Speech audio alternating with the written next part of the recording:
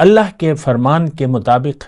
ہمارے دلوں پر تالے لگے ہوئے ہیں، کیونکہ ہم قرآن میں تدبر نہیں کرتے، قرآن میں سوچتے نہیں ہیں۔ اللہ تعالیٰ نے مومنوں کی صفت بیان کی ہے اپنے کلام میں، اذا تتلی علیہم آیت الرحمن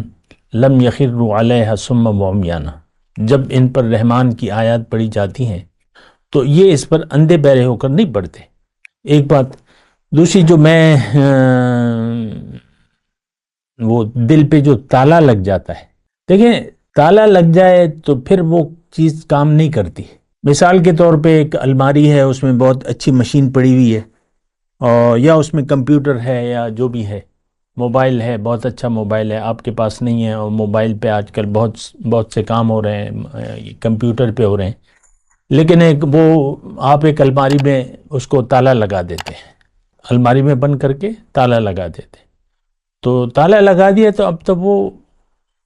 کیسے آپ حاصل کریں گے؟ اسی طرح دل پر تالے لگ جاتے ہیں۔ امت مسلمہ کے دل پر تالا لگا ہوا ہے، اور دیکھیں یہ کوئی میں دور کی یا میں کہہ رہا ہوں کوئی انہونی بات نہیں کر رہا، دین کو ہم نے سوچنا سمجھنا چھوڑ دیا ہے، بلکہ پورے دین کو ہم ترک کر چکے ہیں، نہ ہم دین کی حقیقت کو جانتے ہیں نہ جاننا چاہتے ہیں، اور اس رویے کو صدیاں بیت گئی ہیں۔ آج دیکھ لیں کھلے طور پر جو یعنی بے دینی ہے وہ عام ہے،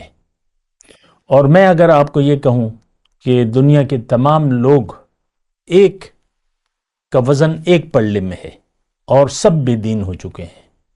نہ کوئی یہودی ہے، نہ عیسائی ہے، نہ ہندو ہے، نہ مسلمان ہے،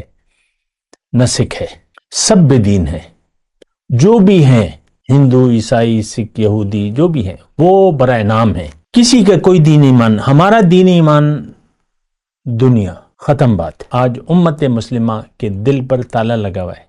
کیونکہ اس نے قرآن میں تدبر چھوڑ دیا ہے۔